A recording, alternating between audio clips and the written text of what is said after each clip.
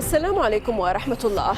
في 26 من يونيو حزيران الماضي قامت الشرطة الفيدرالية الأسترالية بمداهمة وتفتيش منزل ومكتب النائب عن حزب العمال الأسترالي شوكت مسلماني في سيدني كجزء من تحقيق أجرته منظمة الاستخبارات الأمنية الأسترالية بشأن مزاعم تفيد بأن مكتبه قد تم اختراقه من قبل عملاء سريين للحكومة الصينية.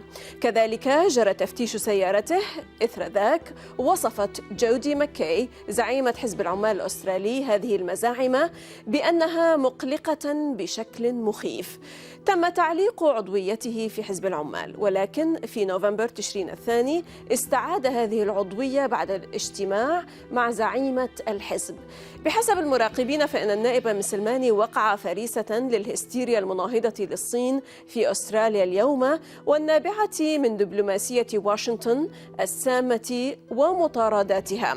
شوكت مسلماني هو العضو المسلم الأول في المجلس التشريعي في برلمان نيو ساوث ويلز منذ عام 2009.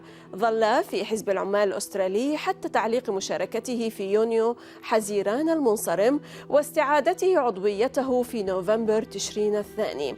ابن بلدة كوني في جنوب لبنان لطالما عبر عن تضامنه مع المستضعفين والمضطهدين ليس فقط في داخل أستراليا بوقوفه إلى جانب السكان الأصليين والعمال والمهاجرين واستعادة حقوقهم، بل أيضا مع الفلسطينيين وكل أصحاب الحق أينما كانوا، وهذا ينبع من مبادئ حزب العمال بحسب تعبيره.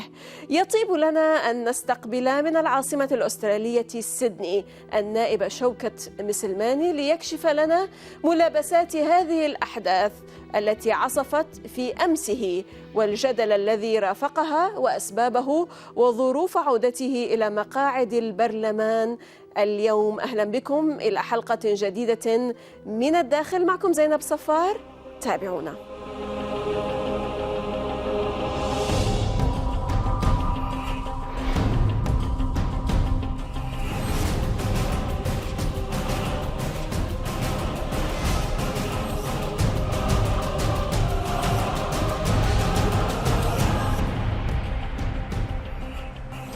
The Honourable Showkat Muslimani, New South Wales Upper House MP, joining us from Sydney, Australia. Welcome to Min Al-Dakhil from the inside, sir. Thank you so much. It's a delight to be with Al Mayadeen this evening. Pure pleasure to have you. Well, sir, might you tell us about the circumstances of what happened from the very beginning? I mean, what prompted the series of dramatic raids carried out by dozens of Australian federal police officers, escorted by media, of your home, your cars, and your office? An expert said that the investigation is unlike anything Australia has seen since the Cold War. That's so true. It's the reports say that it's one of the largest investigation in Australia since the Cold War. What prompted it, I don't know. I still don't understand the actual reasons for the raid into my home and my office. However, the raid was so aggressive, with significant number of federal police officers coming into my home. It's estimated around 40 federal police officers over 19 hours in my home, and more so in my office. So it was a overwhelming experience with a raid that took 3 days with media coverage that effectively traumatized the family and traumatized us all. But we still don't know exactly what were the reasons for the raid on my home. However, they told me from the first 5 minutes that I was not a suspect. However, they had information to suggest that there may be some material in my home that they are looking for. But they looked for 19 hours and not sure whether they found anything, because I know for a fact that there is nothing that they could find, because I was never involved in anything that they thought I would be involved in. Right. In a February opinion piece, this year published by the East China Normal University, Mr. مسلماني, you have praised the Chinese government's response to the COVID-19 pandemic and noted, yes. Quote, the dregs of white Australianism from the past are resurfacing to bring about a resurgence of the yellow peril mythology. What is meant by that, sir? Especially that the reasons, the circumstances of what happened to you is try to be linked to China. In February, March, there was a significant attack on the Australian Chinese community, racist attack through our mainstream media. And I basically said that this was the old white Australia fear of the yellow peril resurfacing.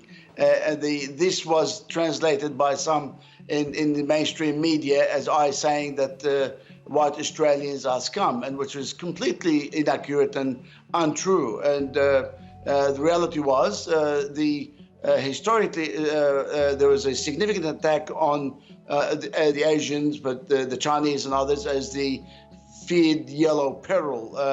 And this was the white Australia fear of Asians. This was, as I was saying, it was resurfacing through the recent attack on the Chinese communities. And what I said about the China controlling the coronavirus in Wuhan was exactly repeating what the World Health Organization was saying in February. So I wasn't saying anything out of the ordinary, but the mainstream media and in coordination with certain others, I don't know, made it appear that I was praising China.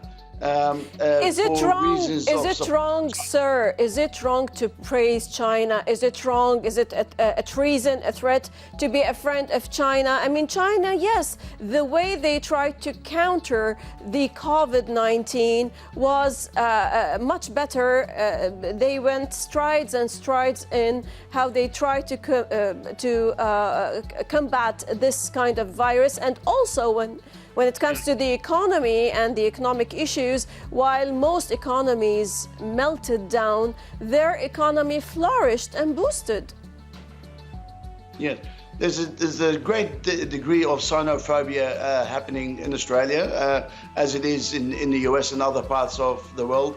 Unfortunately, Australia is in a great relationship with China.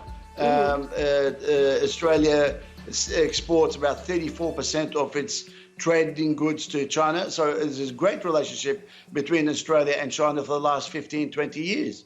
And but unfortunately, because of various politics in our federal parliament that is supportive of the Trump administration, it meant that they were taking policies or policy decisions that were negatively directed at the Chinese government. And unfortunately, the Australian people and Australian businesses, as a result, are suffering. So it is. There's nothing wrong being friendly with China, because it's in the interest of Australia to be friendly with China. Australia is in the Asia Pacific.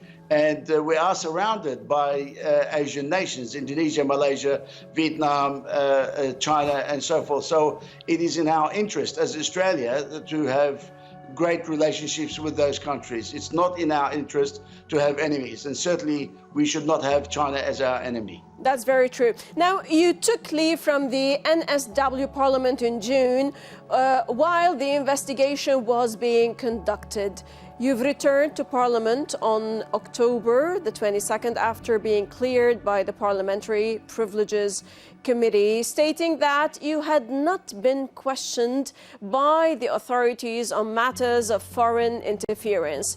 What are the circumstances of your return, though you say that a political lynching or a blow has been dealt to you? Now, why you precisely, sir? For what reason? And why do you believe that you were scapegoated? Well, when federal police officers knock on your door in the presence of an entourage or an army of media presence outside your home, that is a clear indication that somebody, either the federal police or somebody in the federal government, tipped off the media to be present outside my home, to humiliate, to politically destroy, and as I said, politically assassinate me. And that was unprecedented in Australian history, particularly when a member of parliament expresses a view. There's in our democracy, which is in Australia is a great democracy, to be able to speak out and receive such lynching is something that is unprecedented, and that is why I say it is a political witch hunt. It is certainly a king hit. Somebody wanted to do a job on me, and they did it professionally, because they told me, like I said from the beginning, that I'm not a suspect in this investigation. And if I'm not a suspect in this investigation, why have so many police officers at my home? Why have all the media at my home? When in actual fact, there were 5 other raids happening. There were 6 raids happening at the same time. 5 other homes were raided, 5 other Chinese homes were raided, including mine. Not one camera was present at those other homes, except the entire media contingency was outside our home. And furthermore, the warrant was signed at 10 p.m. the night before the raid, yet there were journalists from Melbourne, in other words, from another state. So they must have been tipped off days before to be outside my home to film this raid. And so that, all in all, tells you that it was a political attack. Right. Allow us, sir, to stop now for a short break and more about the case of Australian MP شوكت مسلماني after the break. ننفصل قصير ونعود. لا تذهبوا بعيدا.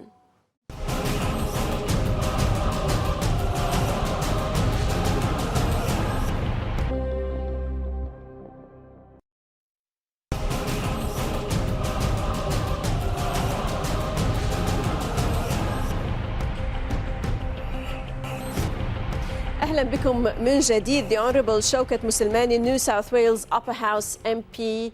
Welcome back to الداخل, sir. Well, Mr. مسلماني, you were subject, and you talked about that before the break, to media and political scrutiny and an aggressive propaganda campaign over your alleged support for Chinese government positions and criticisms of Australian government policy, and so on and so forth. Even your wife, Mika Fukuta, who is of Japanese descent, was not spared. Some brazenly claim that your wife is not actually Japanese. She could be a Chinese agent pretending to be Japanese. How did you respond to such allegations aiming to distort not just your image, sir, but that of your family? Yes, they basically alleged that my wife was Chinese, and because she worked in immigration area, that she was helping some Chinese come through the back door. It was terrible allegations,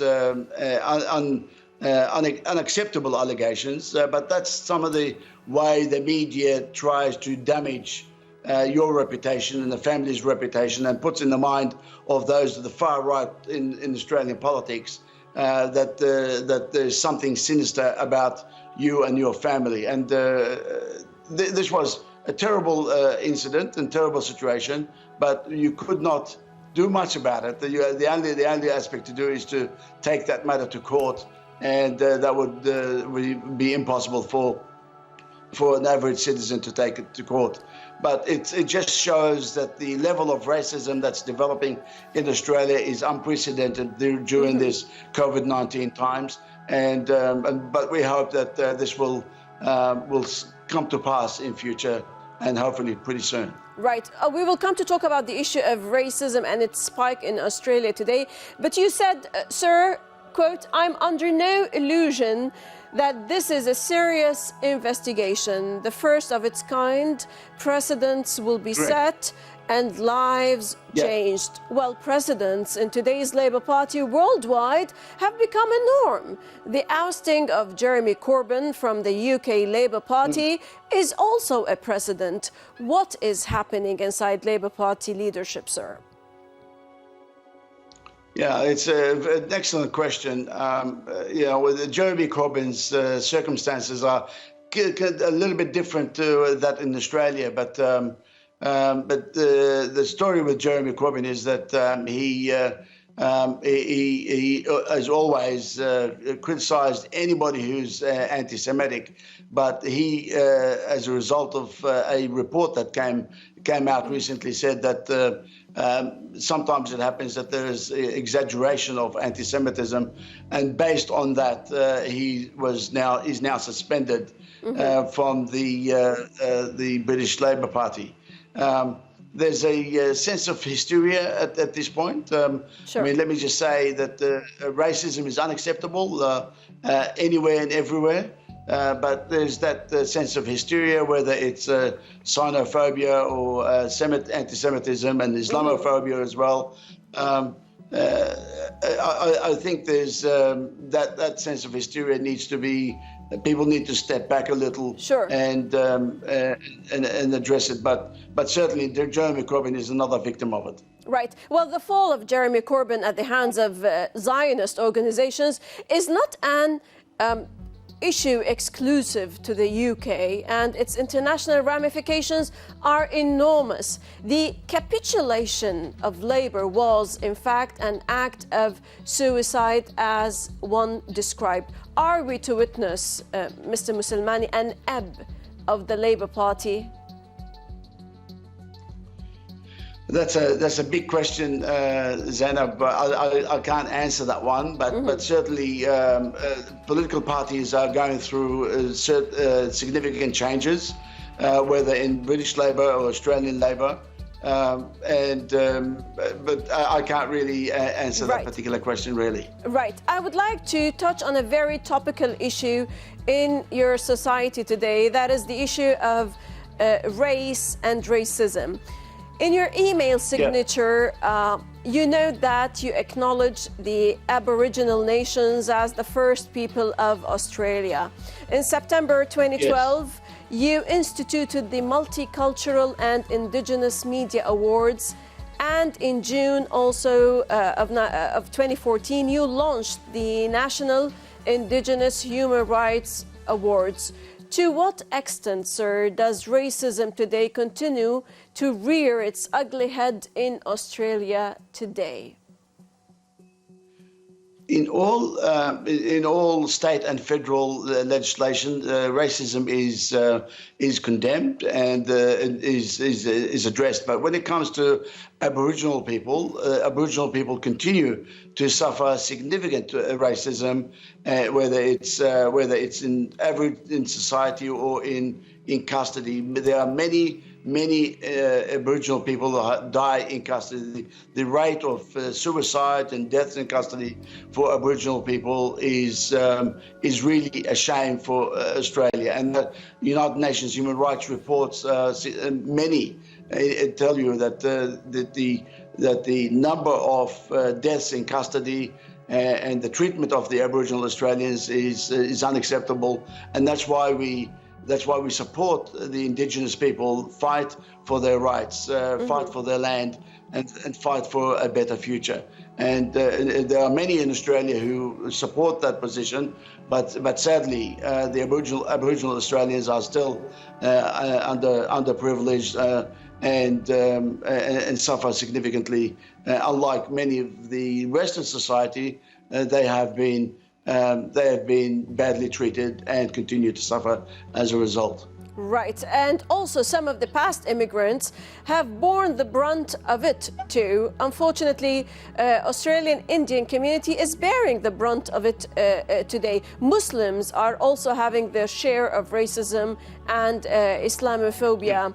How can you fight racism, sir? Tell us about your initiatives in this regard. Well, educating people about other people's cultures, other people's history, respecting one another's views, understanding one another's culture is one way of addressing and addressing those circumstances. Australians of Muslim background have suffered significantly, particularly after the September 11 attacks. They continue to suffer not only in Australia but right around the world.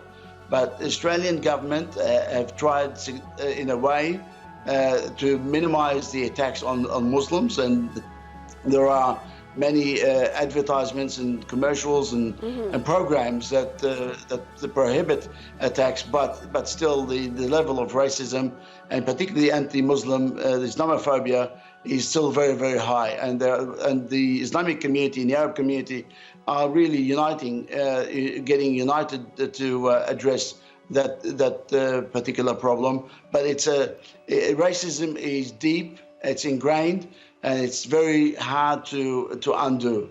But it needs cultural change. It needs greater understanding between right across the broad spectrum of people in Australia and multicultural society. And so as a result of that, I think that would be addressed. But it's not a difficult, it's not an easy exercise to eliminate racism. Great. Are you, sir, paying a heavy price due to your proactive support for justice to Palestinians and your praise of South Lebanese against the Israeli aggression and occupation in Lebanon, and your support of a motion by students at the University of Sydney asking the university to boycott the Israeli University Technion? Tell us more about this in particular, sir. The last part of the University of Sydney I'm not involved in, but certainly my views on the rights of the Palestinians and the right of the people of southern Lebanon or the Lebanese to resist occupation certainly has been my view. That is a view that is endorsed by the United Nations. People have the right to resist occupation, and people have a right to resist with arms, if that is the ultimate need. But those are positions that I've held for a long time, and there are many people who support those positions of right of people to resist occupation. There are, of course, certain organisations and people who resist that, who oppose that, and yes, that as a result of that, I have become a target of their attacks, but I assume if you take that position, you expect a bit of attacks, a bit of criticism, but they are just and the right positions to take when you're talking about people's rights to their land and to their proper existence. Right. The Honourable Showkat Muslimani, New South Wales Upper House MP, thank you very much, sir, for joining us and sharing your thoughts and ideas. Thank you so much. Appreciate it. Thank you, Zainab. Bless you and be safe. Always a pleasure to have you, sir. والشكر لكم مشاهدينا الكرام على طيب المتابعة. للتفاعل أكثر تابعونا على صفحات السوشيال ميديا من كل فريق عمل من الداخل من كل الميادين. السلام عليكم ورحمة الله.